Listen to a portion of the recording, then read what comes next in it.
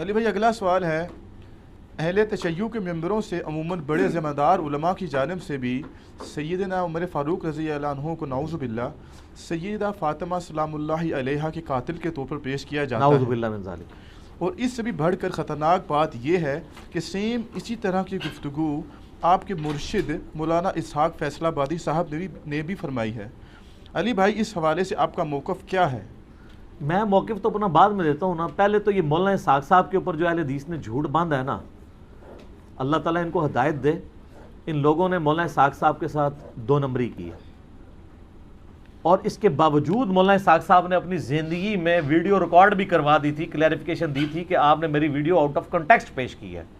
40 اہل حدیث علماء نے مل کے ان کے اوپر گمراہی کا فتویٰ لگایا، حالانکہ مولانا اسحاق صاحب نے ریٹن میں ان کو دیا تھا کہ میری یہ بات یوں نہیں یوں تھی، وہ چونکہ اہل تشیع نے بھی آدھی ویڈیو کاٹ کے چڑھائی۔ سر آپ اپنے بابوں کی آدھی ویڈیو کاٹ کے چڑھائیں، میں کبھی بھی اس کے اوپر کلپ نہیں بناؤں گا جب تک میں پوری بات دیکھ نہ لوں۔ میرے سے ابھی تک زندگی میں ایک دفعہ غلطی ہوئی ہے، وہ چپل والے مسئلے میں نے وہ کلپ ڈیلیٹ کرا کے تو اپنی رجوع ریکارڈ کروائی ہے، وہ مجھے کسی نے بتایا تھا کلپ، اس سے نہ پہلے نہ بعد میں نے کبھی، جب تک میں خود پوری بات سن نہ لوں میں کسی کے بارے میں بات نہیں کرتا۔ آپ یوٹیوب پہ کلپ ہے، جا کے لکھیں ڈڈ حضرت عمر مرڈر فاطمہ، انگلش میں ٹائٹل ہے، لاکھوں لوگوں نے دیکھا ہے۔ مولانا اسحاق صاحب سے سامنے یعنی فون کال کے اوپر ان کا فتاویٰ آن لائن پہ ان سے کوشچن ہوا ہے کہ آپ نے جو ہے وہ ایک مجلس میں کہا کہ حضرت عمر جو ہے وہ قاتل ہیں، تو انہوں نے پہلے تو پھکی دی ہے کہ اگر میں ان کو قاتل سمجھتا ہوتا تو میں حضرت عمر ان کو کہتا اور رضی اللہ عنہ کہہ رہا ہوتا جو میرے نبی کی بچی کا قاتل ہے۔ تم لوگوں کی عقل نہیں کام کرتی کہ اگر میں اس کو قاتل سمجھتا ہوتا تو میں اس کو رضی اللہ عنہ کہہ رہا ہوتا؟ Point to be noted. پھر انہوں نے کہا کہ بیسیکلی اس وقت یہ پرویز مشرف کا دور تھا جب وہ ناظم اور نائب ناظم ہوا کرتے تھے، تو وہاں پہ سنی شیعہ کنفلکٹ کو ختم کرنے کے لیے فیصل آباد سٹی میں ایک انہوں نے سیمینار کیا تھا، اس میں مولانا اسحاق صاحب کو بلایا، چونکہ مولانا اسحاق صاحب ہی تھے جو سنی شیعہ کے درمیان ایک کامن پرسنالٹی کے طور پہ ہیں جو اتحاد امت کی بات کر سکتے ہیں، باقی تو ہمیشہ وہ فرقہ وارانہ بات ہی کرتے ہیں، توڑنے کی، وہ جوڑنے والی تھی، کرنے والے تھے۔ اس میں انہوں نے یہ بات کی تھی کہ جب شیعہ کو یہ بتایا گیا ہے شیعہ کے حوالے سے کہ حضرت عمر قاتل ہیں حضرت فاطمہ کے، نعوذ باللہ، تو انہوں نے گالیاں دینی ہے نا، انہوں نے یہ نہیں کہا تھا کہ میرا یہ عقیدہ ہے، اور ساتھ انہوں نے آگے جو بولا وہ انہوں نے کاٹ دیا۔ وہ ویڈیو وہ بھی لاکھوں لوگوں نے دیکھی ہے، پڑی ہوئی ہے، وہ آپ اوریجنل ویڈیو بھی دیکھ لیں بغیر کٹنگ کے۔ تو انہوں نے کہا سنیوں کو تو یہ بتایا گیا ہے کہ یہ دل و جان سے نبی کے جانثار تھے ابو بکر و عمر، تو انہوں نے تو شانیں ہی بیان کرنی ہے نا، تو یہ انہوں نے کاٹ دیا۔ تو انہوں نے تو یہ بات بھی کی تھی۔ پھر انہوں نے کلیئر کیا کہ میں حضرت عمر کو نعوذ باللہ سیدہ فاطمہ کا قاتل نہیں سمجھتا، نعوذ باللہ من ذالک، استغفر اللہ واتوب الیہ۔ انہوں نے کہا کہ یہ سنی اور شیعہ دونوں کو گمراہ کیا نا جس کتاب نے، سنیوں میں تو بہت کم لوگ ہیں، شیعہ میں زیادہ ہیں، چونکہ یہ سودا مصائب والا بکتا ہے۔ تو مولانا اسحاق صاحب اکثر کہتے تھے، اور میں بھی شیعہ سے کہتا ہوں، وحدت امت والی ان کی ویڈیو میں انہوں نے کہا ہے کہ پہلے اصول اور مبادی طے کریں، اور یہ جو آپ محرم کے دنوں میں مصائب بیان کر رہے ہیں نا، ان مصائب کی پہلے اسناد بیان کریں اپنے اصول شیعہ کی احادیث کی کتابوں میں سے، اصول حدیث کے اوپر، جب ثابت ہوں تو پھر بیان کریں، کہانیاں نہ کروائیں۔ جیسے وہ اگلے دن میں نے وہ کتاب پڑھی ان کی صلح حسن کے اوپر آئی ہے، ظہور احمد فیضی صاحب کی، بڑی بڑی پھکی دی تھی انہوں نے، خود بریلویوں کو۔ انہوں نے کہا آپ تو کہتے ہو کہ شیخ عبد القادر جیلانی اولیاء کے سردار ہیں، اور تمام اولیاء کی گردن پہ شیخ عبد القادر جیلانی کا پاؤں ہے، اور جو یہ نہ مانے کہ شیخ عبد القادر جیلانی میرے سردار ہیں اور میری گردن پہ ان کا پاؤں وہ نہ مانے، تو اس کی گردن پہ خنزیر کا پاؤں۔ تو انہوں نے کہا میں پوچھتا ہوں کہ عبد القادر جیلانی کا مرتبہ ہے یا مولا علی کا مرتبہ زیادہ ہے؟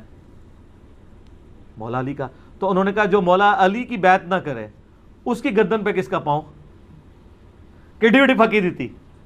عبد القادر جیلانی نو جو نہ منے او دی گردن دے اوتے خنزیر دا پیر، تے جڑا مولا علی نو نہ منے ان کی خلافت سے بغاوت کرے اس کی گردن پہ کس کا پاؤں؟ خنزیر تو وڈی شے لبنی پینی ہے۔ یہ پھکی دی انہوں نے۔ تو یہ مجھے ایک ضمناً ایک مدنی لطیفہ یاد آ گیا تو میں نے بیان کر، یہ اوریجنل بات انہوں نے لکھی ہے بڑے دلائل کے ساتھ۔ اچھا، یہ جو سیدہ فاطمہ کے حوالے سے مولانا اسحاق صاحب نے کلیریفیکیشن باقاعدہ اس میں دی ہے کہ میں نہیں مانتا ہوں انہوں نے کہا مصائب جتنے بیان کرتے ہیں پہلے ان کی آپ سند ثابت کریں. اگر آپ اس کو ڈیپ ڈگ کریں گے دنیا کی جتنی کتابوں میں سیدنا عمر پہ یہ الزام لگایا گیا کہ وہ نعوذ باللہ حضرت فاطمہ کے قاتل ہیں، اس کی اصل ایک ہی سند ہے، ایک ہی کتاب ہے جس سے ساروں نے لی ہوئی ہے، اور وہ کتاب ہے سلیم بن قیس ہلالی کی. اردو میں ہم سلیم بولتے ہیں، یہ لفظ سلیم ہے عربی میں. یہ کہتے ہیں حضرت علی کے اصحاب میں سے تھا، تابعی تھا، ان کے ساتھیوں میں سے تھا. جب حجاج ابن یوسف نے شیعان علی کے اوپر ظلم کیے تو یہ چھپ کے ابان بن ابی عیاش کے گھر میں اس نے پناہ لی، پوری زندگی اس کے ساتھ رہا. مرتے مرتے یہ کتاب اس کے حوالے کی اور کہا کہ میں تو جا رہا ہوں، تو یہ کتاب امانت ہے تیرے پاس، امت تک پہنچانی ہے. اس کے بعد ابان بن ابی عیاش اس کتاب سے روایتیں بیان کرتا تھا. اب یہ نہیں پتا کہ یہ روایت اس کتاب میں لکھی بھی ہوئی تھی کہ نہیں، ہے وہ خود سے بیان کرتا تھا، کیونکہ ابان بن ابی عیاش خود کذاب ہے. کذاب بندہ اگر روایت بیان کر رہا ہو تو اس کی اتھینٹسٹی خود ہی ختم ہو جاتی ہے. ابان بن ابی عیاش وہ ہے جس کو صحیح مسلم کے مقدمے میں امام مسلم نے لکھا ہے کہ یہ کذاب جھوٹا راوی ہے. بلکہ دو تابعین تبع تابعین آپس میں ملاقات کرتے ہیں تو اور وہ اس کو بتاتا ہے کہ میں نے جو ہے وہ 1000 سے زیادہ حدیثیں ابان بن ابی عیاش سے سنی ہیں، اور وہ کہتا ہے پھر میں نے نبی الاسلام کی خواب میں زیارت کی تو آپ نے صرف 5 یا 6 حدیثوں کی تصدیق کی، باقی سب پہ آپ نے فرمایا میری حدیثیں ہی نہیں ہیں. ابان بن ابی عیاش کا یہ حال ہے. یہ 140 ہجری میں یا 146 ہجری میں فوت ہوا ہے. کذاب. یہ اس نے واقعہ گھاڑ کے بیان کیا ہے. دنیا میں جہاں بھی آپ کو واقعہ ملے گا نا، ابان بن ابی عیاش کے حوالے سے ملے گا، اور وہ کہے گا جی مجھے جو کتاب ملی تھی سلیم بن قیس ہلالی کی اس سے. اور یہ نہ سمجھیے گا یہ صرف سنی سے کہہ رہے ہیں کذاب ہے.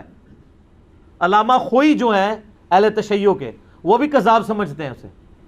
شیعہ کے نزدیک بھی جھوٹا راوی ہے، لیکن یہ سودا چونکہ وہ ذاکرین نے بیچنا تھا، اور مجھے دکھ ہے بعض علماء بھی یہ سودا بیچ رہے ہیں شیعہ کے.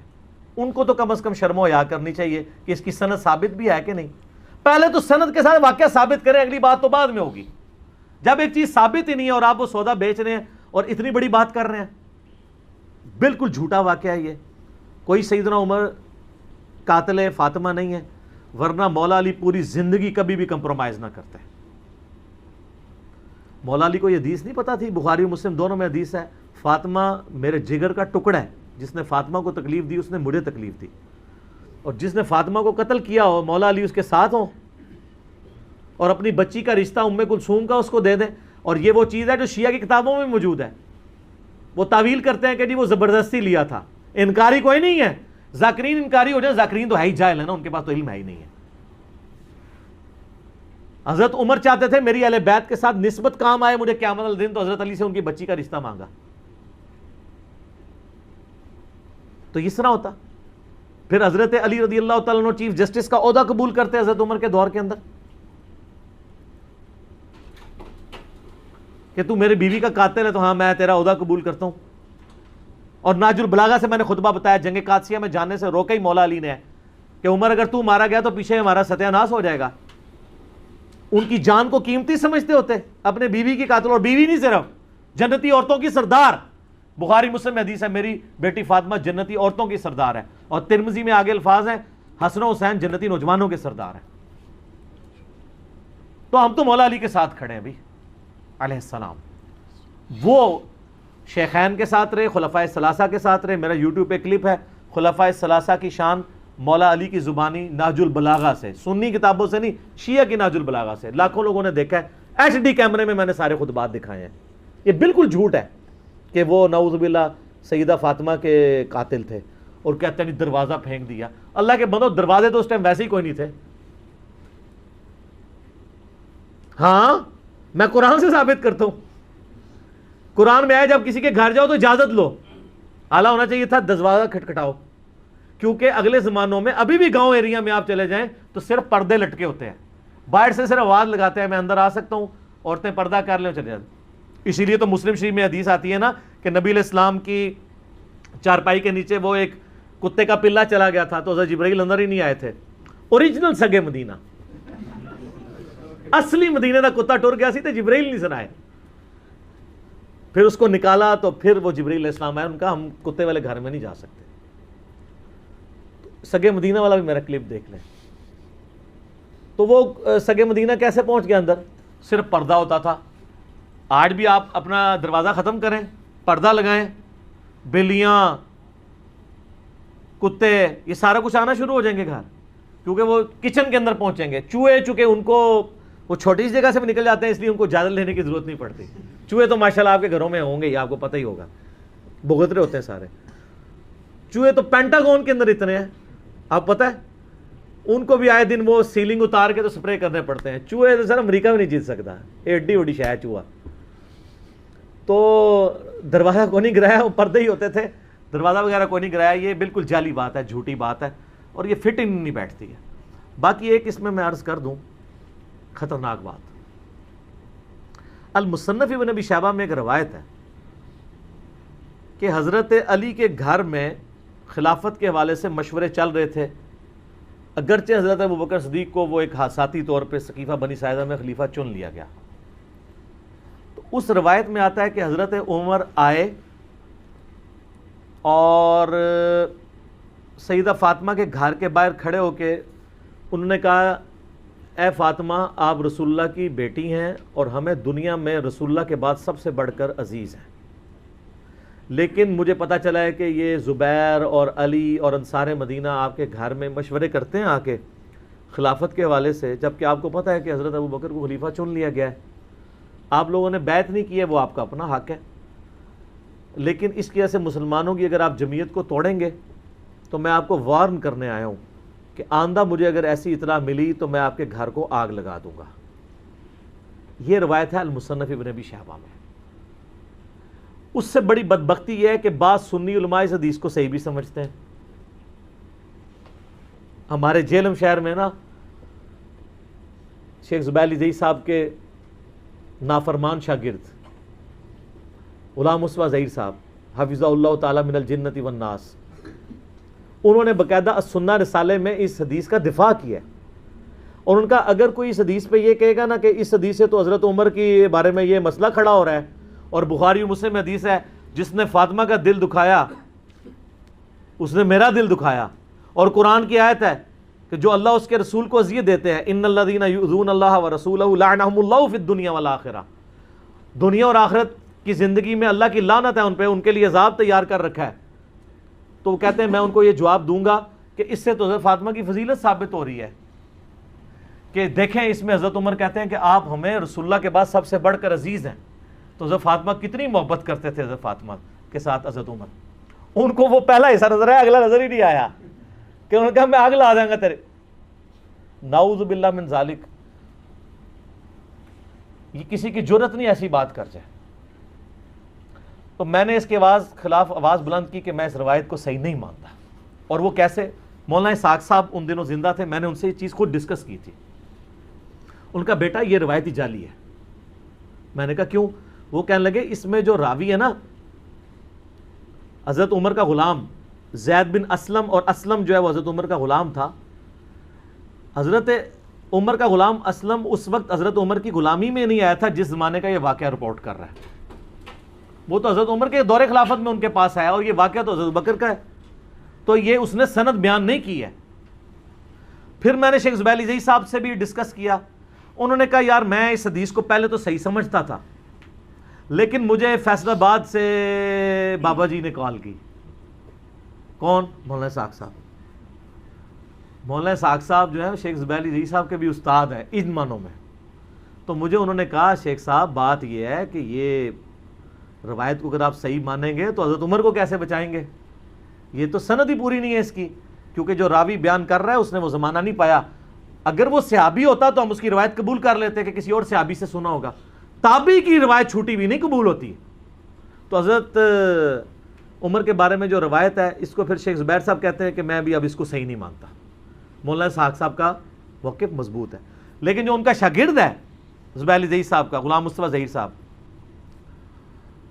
تو ان کو میں نے جب کہا میں نہیں اس کو مانتا، تو انہوں نے آگے سے دیکھیں کیا دھمکی لگائی.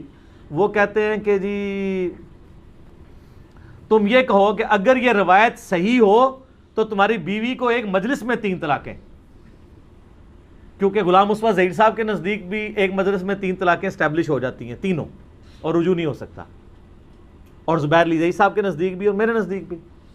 تو یہ ان کا تقیہ کلام ہے کہ چلو اس کی بیوی فارغ کرو. تو میں نے ان کو پتا کہ میں نے پھکی والا جواب دیا، میں نے کہا اگر یہ روایت صحیح ہو تو مسلک اہل حدیث کو 3 طلاقیں، جس مسلک میں حضرت عمر کی ایسی توہین بیان ہو، کیسی وڈی پھکی دی تھی. میں کہا میری بیوی نو نہیں تو آڈے فرقے نو 3 طلاقاں، جس فرقے میں یہ روایت صحیح ہو. یا سنہ رسالے میں دفاع کیا ہوا انہوں نے اس روایت کا. ہمارے نزدیک یہ روایت بالکل جعلی ہے، اور یہ نعوذ باللہ من ذالک انتہائی گستاخی ہے. چاہے کسی نے بھی کیا کہ حضرت فاطمہ کو جا کے کوئی دھمکی لگائے اس طریقے سے، تو دھمکی تک تو مصنف ابن ابی شیبہ سے چلیں، وہ لولے لنگڑے محدثین کا سہارا لے کے جو آج کے دور کے جو صحیح کہتے ہیں. امام ابن ابی شیبہ نے تو تحقیم نہیں کی ہوئی ہے، وہ معاملہ چلا لیتے ہیں، لیکن اگلا جو واقعہ وہ تو کہیں بھی نہیں لکھا ہوا. وہ کہتے ہیں جی جب دھمکی دی تھی تو پھر لگا بھی دیتی ہوئے گی تو مار بھی دیتا ہوئے گا. وہ آگے پھر اس کے آگے سٹوری جوڑ لیتے ہیں. میں نے بتایا نا ہمارے ملک میں اگر کسی کی فضیلت میں 10 ہے نا تو ایک بندہ آ کے 10 اور لگاتا ہے، دوسرا 10 اور، وہ لاکھ تک پہنچا دیتا ہے. تو وہ غلوب ہوتا چلا جاتا ہے. تو یہ روایت جو ہے نا جی بالکل اصول محدثین کے اوپر باطل ہے، اور ہم اس روایت کو نہیں مانتے. باقی رہ گیا باغ فدق والا مسئلہ، اس کے اوپر بھی میں نے مختصر گفتگو کی تھی کہ یہ مینیجریل ایشو تھا. اس کو اگر آپ اس حوالے سے ویسے لیں گے تو میرے بھائی پھر مسئلہ جو ہے وہ ابو بکر عمر کا نہیں ہے، مسئلہ پھر مولا علی کا بھی بن جائے گا، چاہے وہ امت کے مفاد میں بھی ہو. لیکن مسئلہ بہت بڑا ہے نا، کیونکہ آپ علیہ السلام فرما رہے ہیں جس نے فاطمہ کو تکلیف دی اس نے مجھے تکلیف دی. رسول اللہ کو تکلیف دینے کا معاملہ کہاں تک جاتا ہے؟ چلے الٹیمیٹلی آپ کی بات مان لی کہ انہوں نے امت کے مفاد میں کیا، تو آپ کو امت کا مفاد عزیز نہیں ہے کہ آپ بکواس کرنے بند کر دیں، قیامت کے دن کے لیے چھوڑ دیں. جب مولا علی خاموش ہو گئے اس مسئلے میں تو آپ کیوں اپنی زبانوں سے اس طرح کی باتیں کرتے ہیں؟ اور یہ بات یاد رکھیے گا کہ یہ بات ٹھیک ہے کہ حضرت ابوبکر کی جو خلافت ہے نا جس طریقے سے قائم ہوئی ہے نا وہ کیٹاسٹرافک کنڈیشن میں ہوئی ہے. اور میں اپنی طرف سے بات نہیں کر رہا، میں نے یہ کربلا والے ریسرچ پیپر میں یہ ساری حدیثیں ڈالی ہیں. یہ میں ذرا اس کا تعارف بھی کرا دوں میرے بھائیو. یہ میں نے ایک ریسرچ پیپر لکھا ہے، واقعہ کربلا کا حقیقی پس منظر 72 صحیح الاسناد احادیث کی روشنی میں. 72 کا ٹائٹل تو شہدائے کربلا کی نسبت سے ہے، احادیث اس میں 200 سے زیادہ ہیں، جس میں میں خلفائے راشدین سے شروع ہوں، سیدنا عمر کی شہادت سے شہادت حسین تک. حقیقی خلفائے راشدین کون ہیں؟ شہادت عثمان کے اصلی اسباب، جنگ جمل، صفین، نہروان، حضرت معاویہ کا دور ملوکیت، صلح حسن، اس کے بعد یزید کی ولی عہدی، اور الٹیمیٹلی حضرت حسین ابن علی کی مظلومانہ شہادت رضی اللہ عنہما وعلیہم السلام. اس کی سافٹ کاپی آپ ہماری ویب سائٹ ahlsunnatpak.com سے فری ڈاؤن لوڈ کریں. 5B ریسرچ پیپر ہے، ہارڈ کاپی فری، اور اس کے ساتھ باقی ریسرچ پیپرز ہیں ٹوٹل 9. 3 اذکار کارڈ ہیں، وہ آپ منگوا سکتے ہیں. صبح 9 سے مغرب تک ہماری اکیڈمی کا نمبر کھلا ہوتا ہے، +92 کے کوڈ کے ساتھ 3215900162، اور پاکستان سے کریں گے تو 032159000162. کال کریں، اپنا ایڈریس ٹیکسٹ میسج کریں، فری کاپی آپ کے گھر آ جائے گی. ایک کاپی تو ہم سب کو فری دیتے ہیں. تو اس میں نے یہ ساری حدیث بیان کی ہیں. اس میں حضرت عمر کا فتویٰ ہے، انٹرنیشنل نمبر کے مطابق صحیح بخاری میں ہے 6830. یہ بڑی ڈیٹیلڈ حدیث ہے بالکل. صحیح بخاری میں آتا ہے، عبداللہ ابن عباس کہتے ہیں کہ میں منا میں تھا، عبد الرحمن بن عوف اور امیر المومنین عمر ابن خطاب بیٹھے تھے، حضرت عمر کا دور تھا. تو کسی نے آ کے شکایت کی کہ لوگ تو بار چیما گوئے کر رہے ہیں کہ جب عمر مر جائے گا تو ہم فلاں شخص کو اپنا خلیفہ چن لیں گے. تو حضرت عمر کو غصہ آیا، انہوں نے کہا کہ ان کی جرت کہ مومنین کے مشورے کے بغیر خلیفہ چن لیں گے، مسلمانوں کے مشورے کے بغیر، میں یہیں پہ خطبہ دوں گا. تو عبد الرحمن بن عوف نے کہا امیر المومنین یہاں پہ تو ہر طرح کے لوگ آئے اور ابھی یہ بات پھیلی بھی نہیں، آپ واپس جا کے مدینہ شریف میں خطبہ دیجیے گا سینئر صاحب کو.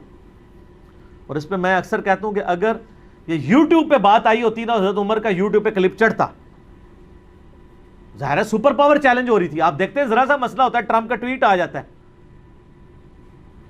وہ پھر پینٹاگون میں بیٹھ کے بات نہیں کرتا، وہ ٹویٹ کرتا ہے کہ سارے کان کھول کے سن لو. تو حضرت عمر واپس آئے، بخاری کے الفاظ ہیں، انہوں نے مدینہ شریف میں خطبہ دیا. ابن عباس کہتے ہیں کہ میں اس خطبے میں ایسا تھا کہ میرا گھٹنا حضرت عمر کے ممبر کے ساتھ جڑا ہوا تھا. تو انہوں نے کہا یہ جو لوگ اس طرح کی باتیں کر رہے ہیں اور پلی یہ لے رہے ہیں کہ حضرت ابو بکر کو بھی تو بغیر مشورے کے چن لیا گیا تھا. تو انہوں نے کہا ہاں ایسا ضرور ہوا تھا، لیکن حضرت ابو بکر کی خلافت کو کوئی مستقبل کے لیے دلیل نہ مانے. یعنی حضرت عمر خود بھی مانتے تھے کہ وہ اس طریقے سے نہیں چنا جانا چاہیے تھا. اور پھر تم میں سے کون ابو بکر جیسا ہو سکتا تھا؟ اس وقت حالات ایسے بنے کہ ہمیں مجبوراً ایسا کیا گیا. حضرت عمر کو حضرت ابو بکر نے نامزد کیا، لیکن وہ کئی ہفتے مشورے چلے ہیں. اس کے بعد تو حضرت عمر نے تو 6 رکنی کمیٹی بنائی ہے. پہلے بھی مشورے سے ہوا ہے، دھونس کے ساتھ نہیں ہوا. تو حضرت عمر نے کہا کہ اگر کسی نے یہ کام کیا اور کسی کو اس طرح کا خلیفہ چنا تو اس کا انجام قتل و غارت ہوگا. یعنی وہ خلافت اسٹیبلش ہی نہیں ہوگی. ہم یزید کی خلافت کو اسٹیبلش ہی نہیں مانتے. ہمیں کیوں آپ کہتے ہیں حضرت حسین نے خروج کیوں کیا؟ ہم اسے قیام مانتے ہیں، اس لیے کہ اس کو خلافت کو اسٹیبلش ہی نہیں مانتے. ایک عورت ایک خامد کے عقد میں نہیں آئی ہے تو وہ خامد نکاح سے پہلے اپنی بیوی کو خامد کے فضائل سنا سکتا ہے؟ جب بنے گی پھر دیکھی جائیں. ایک خلیفہ کی خلافت اسٹیبلش ہی نہیں ہوئی ہے، دھونس اور بدماشی کے ساتھ ہوئی ہے. اس میں نے درجنوں حدیث بخاری مسلم سے کوٹ کی ہیں. تلوار کے زور کے اوپر بیعت لی گئی ہے، وہ تو اسٹیبلش ہی نہیں ہوئی ہے. وہ سقیفہ بنی ساعدہ کی حدیث بھی بخاری مسلم میں ہے، جس کی طرف حضرت عمر نے اشارہ کیا. بڑی لمبی حدیث ہے. یعنی سیدنا ابو بکر عمر بیٹھے ہوئے تھے، نبی الاسلام کی یعنی میت، تو لوگ سب رو رہے تھے. تو ایک بندہ آگے بتاتا ہے کہ جی وہاں تو سقیفہ بنی ساعدہ کے اندر تو سعد ابن عبادہ کو لوگ خلیفہ بنانے لگے انصار میں سے. حالانکہ انہوں نے کہا کہ یار یہ کوئی موقع ہے ہم ایسا کریں. انہوں نے کہا پھر بعد میں پچھتاؤ گے، اگر بیعت ہوگی تو لڑائی شروع ہو جائے گی. تو مجبوراً یہ میت سے اٹھ کے گئے اور یہ کہتے ہیں جنازہ نہیں پڑھے. جنازے پڑھے ہیں یار، جنازہ تو 3 دن تک ہوتا رہا. خلافت تو پہلے دن اسٹیبلش ہو گئی تھی. ایویں جھوٹ بولتے ہیں. لاکھوں لوگوں نے جنازہ پڑھا ہے نبی علیہ السلام کا. سوموار کی صبح وفات ہوئی ہے، بخاری مسلم میں آتا ہے.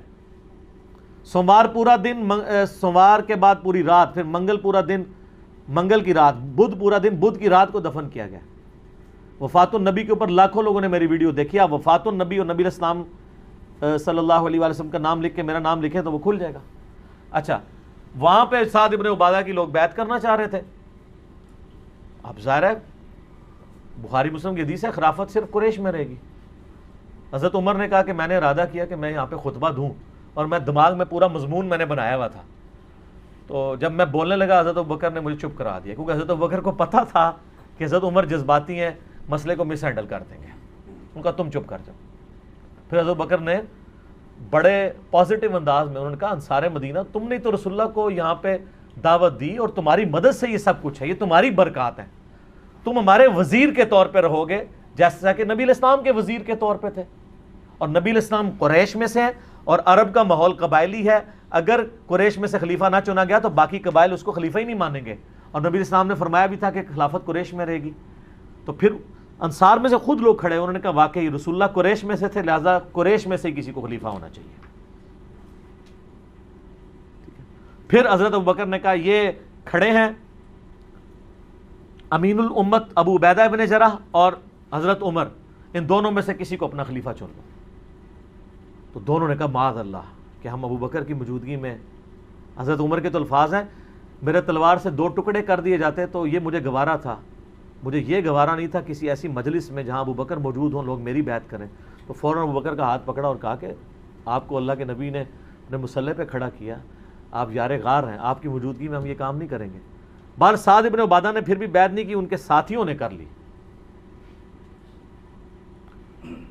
تو یعنی خزرج نے، اوس کے سردار تھے سعد ابن معاذ، وہ تو خندق میں شہید ہو گئے تھے، یہ خزرج کے سردار تھے. بعد میں حضرت عمر کی بھی بیعت انہوں نے کی لیکن کسی نے ان کو قتل نہیں کروایا. یہ تو بعد میں دھونس زبردستیاں شروع ہو گئیں.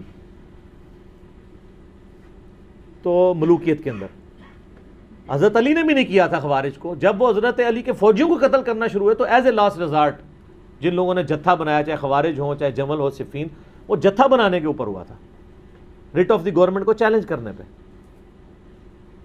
اب بخاری مسلم کے آگے الفاظ ہیں کہ جب یہ بیعت ہو گئی تو پھر 6 مہینے تک حضرت علی نے بیعت نہیں کی. حضرت علی کے دل میں یہ دکھ تھا کہ انہوں نے مجھے کیوں نہیں مشورے میں شامل کیا، ہم اہل بیت ہیں. ان 6 مہینوں میں حضرت فاطمہ بھی بیمار ہوئیں، فوت ہو گئیں۔ حضرت فاطمہ کی شہادت کے بعد، جس کو شیعہ شہادت کہتے ہیں، ہم اسے وفات کہتے ہیں، لیکن ہم ان کو شہادت بھی سمجھتے ہیں، کیونکہ مسلم میں حدیث ہے اگر کسی کے دل میں شہادت کی تمنا ہو، اس سے اپنے بسترے پہ بھی موت آئے، وہ شہید ہی ہے۔ ان معنوں میں شہادت کہہ رہا ہوں، ویسے نیچرل ڈیتھ ہوئی ان کی۔ سیدنا علی نے پیغام بھیجا حضرت ابوبکر کی طرف۔ اس حدیث میں آتا ہے بخاری مسلم کی کہ لوگ جب تک فاطمہ زندہ رہیں تو حضرت علی کے ساتھ پھر بھی کچھ تعلق تھا، بعد میں لوگوں نے آنکھیں ماتھے پہ رکھنا شروع کر دیں۔ حضرت علی نے حضرت ابوبکر کو پیغام بھیجا کہ میرے گھر آئیں۔ آپ نوٹ کریں کہ امت کے امام ہیں اس وقت حضرت ابوبکر، خلیفۃ المسلمین ہیں، اور ایک عام شخص کہہ رہا ہے کہ مجھے آگے گھر ملے۔ وہ عام بندہ نہیں تھا، حضرت ابوبکر کو بھی پتا تھا یہ خلیفت نبی صلی اللہ علیہ وآلہ وسلم کے قریبی اہل بیت ہیں، اور میں خلیفت اور رسول ہوں، اس کا یہ مطلب نہیں ہے کہ میں اہل بیت سے اوپر ہو گیا ہوں۔ وہ آگے، اور حضرت علی نے کہا کہ دیکھنا عمر کو ساتھ نہیں لینا۔ یہ حضرت عائشہ روایت کر رہی ہیں، پوری حدیث بخاری مسلم میں، اور حضرت عائشہ کہتی ہیں کہ حضرت علی ناپسند کرتے تھے کہ عمر کو لایا جائے، کیونکہ حضرت عمر جذباتی تھے، اس وجہ سے، یہ نہیں کہ ویسے کوئی دشمنی تھی۔ تو حضرت عمر نے کہا میں آپ کو نہیں جانے دوں گا۔ ہائے ہائے، حضرت ابوبکر کہتے ہیں کہ واللہ رسول اللہ کے گھر والوں سے مجھے کوئی نیگیٹو امید نہیں ہے۔ ظاہر ہے اس زمانے میں آپ بلا کے کسی کو قتل کر دیں تو ختم۔ آج والا صاحب تو نہیں تھا کہ ایک وزیر اعظم ماریں گے تو اسی پارٹی کا دوسرا وزیر اعظم بن جائے گا، وہاں تو خلیفہ کا مطلب خلیفہ تھا۔ آپ صلی اللہ علیہ وآلہ وسلم کے اہل بیت کے ناطے حضرت ابوبکر نے پروٹوکول دیا، اور حضرت ابوبکر صدیق رضی اللہ تعالیٰ عنہ خود مولا علی کے پاس آئے ان کے گھر میں، آپ اندازہ کریں، ٹھیک ہے۔ اور حضرت ابوبکر کی حدیث بھی ہے صحیح بخاری کے اندر کہ محمد صلی اللہ علیہ وآلہ وسلم کے قرب کو ان کے اہل بیت کے قرب میں تلاش کرو، اور اس حدیث کو امام بخاری حضرت حسن و حسین کے چیپٹر میں لے کے آئے ہیں، امہات المومنین کے چیپٹر میں نہیں لائے۔ پوائنٹ ٹو بی نوٹڈ، حالانکہ وہ بھی اہل بیت ہیں، لیکن انہوں نے اہل بیت سے مراد حسن و حسین کو لیا۔ تو حضرت ابوبکر کے دل میں تو پھر قدر تھی نا اہل بیت کی۔ جب پہنچے تو پھر سیدنا علی رضی اللہ تعالیٰ عنہ نے کہا کہ اے ابوبکر، اللہ نے جو آپ کو ہم پہ فضیلت دی اس امر خلافت میں، ہمیں آپ سے کوئی حسد نہیں، لیکن اہل بیت رسول کے ناطے صلی اللہ علیہ وآلہ وسلم کیا ہمارا یہ حق نہیں تھا کہ آپ ہمیں اس مشورے میں شامل کرتے ہیں؟ بس اتنی بات کی تو حضرت ابوبکر نے رونا شروع کر دیا۔ کیا مطلب؟ مان لیا کہ مسئلہ مس ہینڈل ہوا ہے، اگرچہ بد نیتی سے نہیں ہوا، وہ خزرج کی وجہ سے مس ہینڈل ہوا سقیفہ بنی ساعدہ میں۔ وہ جب رونا شروع کیا تو حضرت علی نے کہا بس۔ پھر حضرت بکر نے کہا اللہ کی قسم مجھے رسول اللہ کے گھر والے اپنوں سے بڑھ کے عزیز ہیں۔ واہ، حضرت علی کی بھی آگے دیکھیں للہیت۔ حضرت علی اس وقت بھی کہہ سکتے ابو بکر میں بیعت کرتا ہوں، جاؤ باہر جا کے اناؤنسمنٹ کر دو، نہیں، جو اوپن فتنہ تھا اس کو اوپنلی دبایا اور کہا کہ میں ظہر کے بعد اعلانیہ پبلکلی مسجد نبوی میں آپ کی بیعت کروں گا تاکہ کسی کو وہم باقی نہ رہے۔ بخاری مسلم کے الفاظ ہیں، ظہر کی نماز کے بعد حضرت ابو بکر ممبر پہ چڑھے، خطبہ دیا اور حضرت علی کی بیعت میں ڈیلے کی وجہ بیان کی، اور اس کے بعد حضرت علی ممبر پہ چڑھے اور انہوں نے حضرت ابو بکر کے فضائل بیان کیے۔ حضرت ابو بکر نے حضرت علی کے فضائل بیان کیے اور حضرت علی نے حضرت ابو بکر کے، اور پھر کہا کہ میں بیعت کرتا ہوں۔ اور اس حدیث کی کنکلوژن ان الفاظ پہ ہوتی ہے کہ پھر سارے مسلمان حضرت علی سے خوش ہو گئے، ٹھیک ہے۔ لیکن ان 6 مہینوں میں کسی نے تلوار کی دھونس پہ حضرت علی سے بیعت نہیں لی ہے، اس لیے کہ انہوں نے پارٹی جتھا نہیں بنایا۔ لیکن آپ ملوکیت کے دور میں آ جائیں، یزید کے ابا جی نے اپنی زندگی میں زبردستی بیعت لی اپنے بچے کے لیے، حالانکہ خود زندہ ہے۔ ایک بار میں 2 خلیفوں کی بیعت ہو بھی نہیں سکتی کہ میں جب مروں گا تو یہ ہوگا۔ صلح حسن سائڈ پہ رہ گئی جس میں یہ طے تھا کہ امت کو شورا پہ چھوڑو گے، تو یہ فرق ہے۔ حضرت عثمان کو دیکھ لیں، 300 بندوں نے 40 دن تک گھر کا گھیراؤ کیا ہے، کسی کو قتل نہیں کروایا۔ الٹا صحیح بخاری میں 695 نمبر حدیث ہے، صحابہ پوچھ رہے ہیں کہ نماز کیسے پڑھیں ہم ان کے پیچھے، مسجد پہ انہوں نے قبضہ کر لیا۔ انہوں نے کہا نماز تو مسلمانوں میں نیکی کا کام ہے، نیکی کے کاموں میں ان کا ساتھ دو، برائی سے الگ رہو، انہی باغیوں کے پیچھے نماز پڑھو۔ امام بخاری نے باب باندھا ہے باغی اور بدتی کے پاس پیچھے نماز پڑھنے کا حکم۔ حضرت عثمان کی خلافت سٹیک پہ ہے، پھر بھی حضرت عثمان کہہ رہے ہیں کہ نہیں، اولو العلم قائما بالقسط، میرا انکار کیا نا تو اسلام سے نہیں نکل گئے، نمازیں ان کے پیچھے پڑھو. اور تو ہنو کہانی کرائی گئی ہے کہ یہ کوئی یہودی سازش تھی. تو حضرت عثمان کہتے تھے یہودیوں کے پیچھے نمازیں پڑھو. یہ آپ ذرا شہادت عثمان کے جعلی نہیں اصلی اسباب بخاری مسلم کی روشنی میں اس میں پڑھیں گے نا اس پمفلٹ میں تو آپ کو پتہ چل جائے گا. تو بات کہاں سے کہاں چلی. مولا علی ابو بکر کے ساتھ بھی رہے، عمر کے ساتھ بھی رہے، عثمان کے ساتھ بھی رہے رضی اللہ عنہم اجمعین وعلیہم السلام اجمعین. لہٰذا اگر یہ سیدنا عمر قاتل فاطمہ ہوتے نعوذ باللہ من ذالک تو ایسا معاملہ نہ ہوتا. جھوٹ نہ بولا جائے، مصائب کو چسکا لے کے بیان کرنا بغیر سند کے اور اس میں بالکل علم کی پرواہ نہ کرنا اور جذبات کے ساتھ کھیلنا لوگوں کے، یہ بالکل علمی ظلم ہے. باقی میں نے حدیث قرطاس جو ہے وہ کاغذ قلم والی حدیث، وہ کہتے ہیں نا جی وہ نبی الاسلام کو آخری وقت میں وصیت نہیں لکھنے دی، اس کے اوپر 3 گھنٹے کا لیکچر دیا ہے. مسئلہ نمبر 55B وصی رسول کون ہے اور حدیث قرطاس کا تحقیقی جائزہ. میں نے ثابت کیا ہے کہ نبی علیہ السلام کا وصی قرآن ہے اور پولیٹیکل سکسیسر نبی علیہ السلام کی وصیت سے نہیں بلکہ صحابہ کی اجماع امت سے حضرت ابو بکر ہے. وصی کوئی بھی نہیں ہے. اس لیے ہم وصی رسول نہیں کہتے حضرت ابو بکر کو، خلیفۃ الرسول کہتے ہیں. وصی کوئی نہیں، وصی قرآن ہے. ٹھیک ہو گیا جی.